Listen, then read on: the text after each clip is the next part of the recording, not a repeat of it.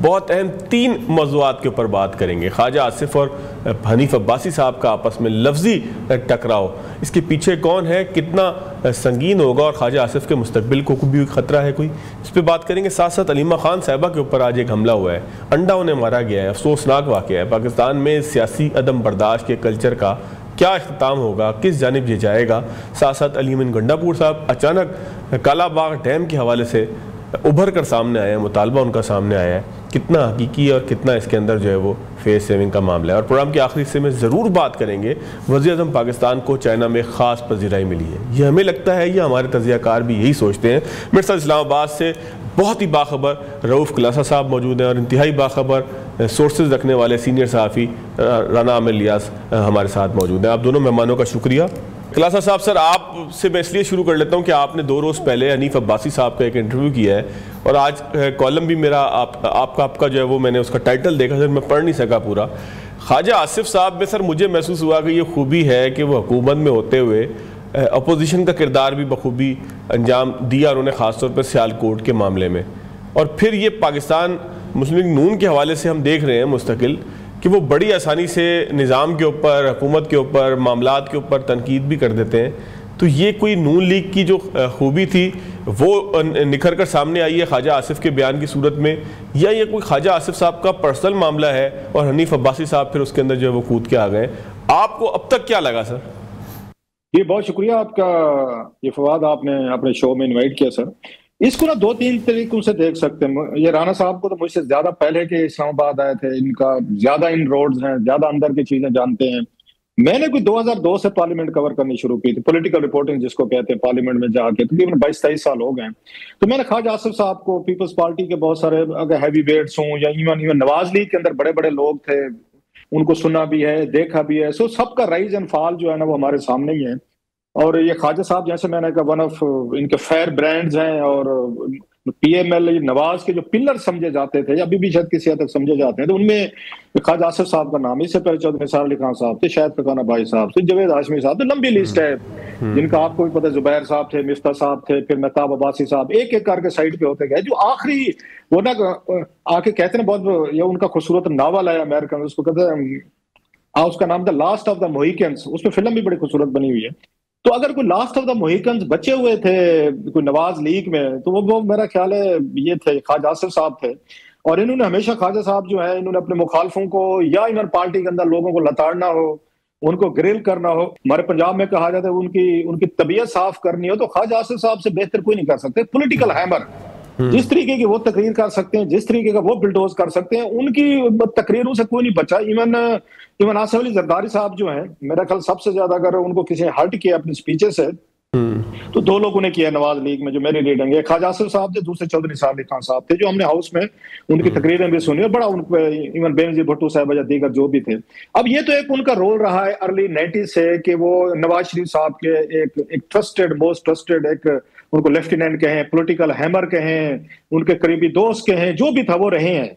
अब इसमें अब जो एंट्री हुई है इनकी हनीफ अब्बासी साहब की, थोड़ी सी इंट्रीगिंग इन द सेंस कि मुझे याद पड़ता है कि बहुत सारे लोग शिकायत करते थे ख्वाजा आसिफ साहब से कि जब भी हमारी तबीयत कोई उन्होंने साफ करवानी हो नवाज शरीफ साहब ने, तो ख्वाजा आसिफ साहब के जरिए किया। मैं नाम ले लेता हूँ, मसलन जावेद हाशमी साहब को कई दफा वहां पे लताड़ा किया, आबिद शेर अली साहब ने कई दफा उनको लताड़ा, और इस पर जावेद हाशमी साहब बड़े हर्ट फील करते थे कि मुझे जो इन्होंने जलील करवाना है तो जूनियर के जरिए करवा देते कौमी असम्बली के इस पे फ्लोर पे। सो उनको वो भी था।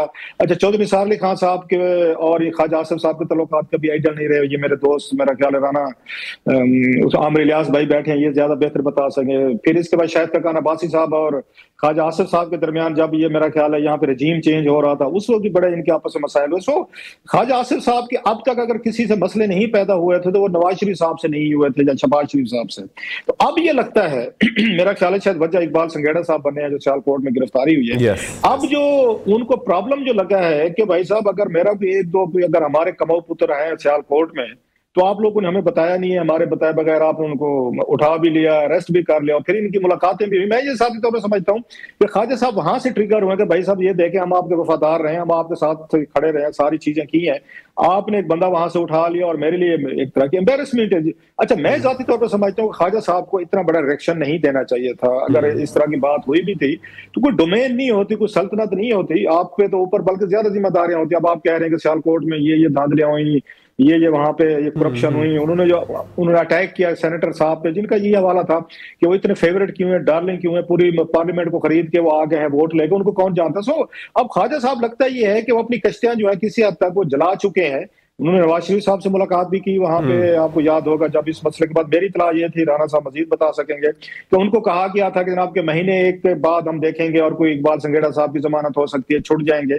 उनको इस तरह के एश्योरेंसेस वो दी गई थी मामले को ठंडा करने के लिए, लेकिन लगता ये है कि जो उनको एश्योरेंसेस दी गई थी वो शायद पूरी नहीं हुई, और ख्वाजा साहब अब इस उम्र के हिस्से में आ गए हैं, उनको आगे शायद अपना पॉलिटिकल फ्यूचर नहीं लगता। ये आखिरी 3-4 साल उन्हें लगता है कि ये मेरी सियासत के हैं, तो वो एक रिवोल्ट वाला ये रोल तो वो अडॉप्ट कर चुके हैं। बाकी अनीवा भाई साहब से बड़ा अच्छा ताल्लुक है मेरा, मैंने इंटरव्यू में भी थे, जैसे आपने कहा, वो ये मानने को तैयार नहीं है कि मुझे किसी ने कहा है कि आप जाएं और ख्वाजा साहब पे अटैक करें, लेकिन मैं भी ये मानने को तैयार नहीं हूँ माजरत के साथ अब्बासी साहब से कि अब्बासी साहब ख्वाजा आसिफ साहब जैसे हैवी वेट एक अहम वजीर को, जो नवाज शरीफ साहब शहबाज शरीफ साहब के करीब हैं, वो खुद हाउस में जाएंगे और उनको बिल्डोज कर देंगे। मैं जाती तौर पर समझता हूँ कि हाउस ऑफ शरीफ जो है, मतलब अगर किसी से इजाजत ली गई है, 2 लोगों से जरूर ली गई होगी, एक शहबाज शरीफ साहब से, एक मरियम साहबा से। अगर नवाज शरीफ साहब को आप एक्सक्यूज कर भी दें, मरियम साहबा ने कहा होगा कि I will handle my father, या उन्होंने कहा होगा शहबाज शरीफ साहब ने मैं बात कर लूंगा, आप जाएं, और ख्वाजा साहब जो हमें उखाड़ने की कोशिश कर रहे हैं, हमारे जो पोलिटिकली तौर पर हमें वो कर रहे हैं, अनरेस्ट कर रहे हैं या अपरूट कर रहे हैं, तो आप जाए जरा उनको थोड़ी सी डोज दें। और मेरा ख्याल ख्वाजा आसिफ साहब से बेहतर कोई नहीं समझता जब पार्टी के अंदर ये इस तरह की तकरीरें कराई जाती हैं कि ख्वाजा साहब ये काम खुद करते रहे, तो उसका क्या मतलब होता है। Message is very loud and clear. और लास्ट में इसको समअप करूं तो क्या ख्वाजा साहब आप वही वाली बात, पुरानी तनख्वाह पे काम करते रहेंगे कि चले आखिरी मेरी स्टेज है, मींस के पॉलिटिकल मेरी कैरियर की, चलो जैसे चल रहा है जहां की बुनियाद पे चलाता रहूं, या वो जावेद हाशमी साहब, ये उसके बाद शाहिद खकान अब्बासी साहब, या फिर मिफ्ता साहब, जुबैर साहब, जावेद हाशमी साहब का जैसे चौधरी निसार अली खान साहब वाला रूट लेते हैं, अगर ये लिया इन्होंने रूट, मेरा ख्याल है that would be the last of the Mohicans. फिर पार्टी में कोई ज्यादा कोई हैवी वेट नहीं नजर आता। फिर नवाज शरीफ साहब और शहबाज शरीफ साहब जो है वो वही काम कर रहे हैं जो बेनजीर भुट्टो साहब ने अपने अंकल से जान छुड़वाई थी। तो मरियम नवाज साहबा जो है उन्होंने भी अपने वाले साहब के जो दोस्त थे पुराने, उनसे एक एक करके उन्होंने भी जान छुड़ा ली है। आखिरी ख्वाजा आसिफ साहब बचे हुए थे, जिनका मुझे तो आई डोंट नो कि इनका कितना पॉलिटिकल फ्यूचर है, या आने वाले दिनों में क्या होगा।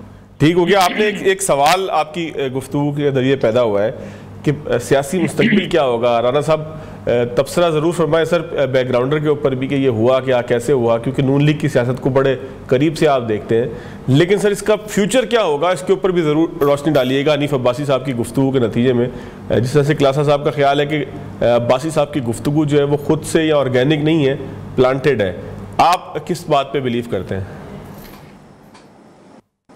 कि जब मैंने हनीफ अब्बासी की तकरीर सुनी, मैं ये नहीं कह रहा कि इनको प्राइम मिनिस्टर से या नवाज शरीफ से पूछा हो।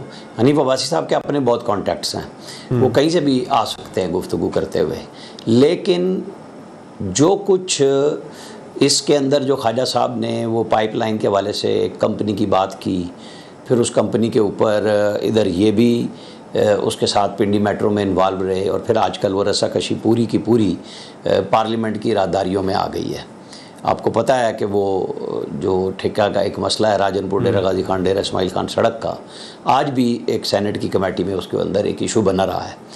तो ये उससे ज़्यादा मुझे इस तरह के मफादात की, जो कि दोनों के नज़दीक, मतलब मैं ये समझता हूँ कि बहुत छोटी बात है, ये बात इस तरह की इस तरफ जानी नहीं चाहिए थी, लेकिन मैं जा इधर ही रहा हूँ कि ये जो है ना, ये नहीं है।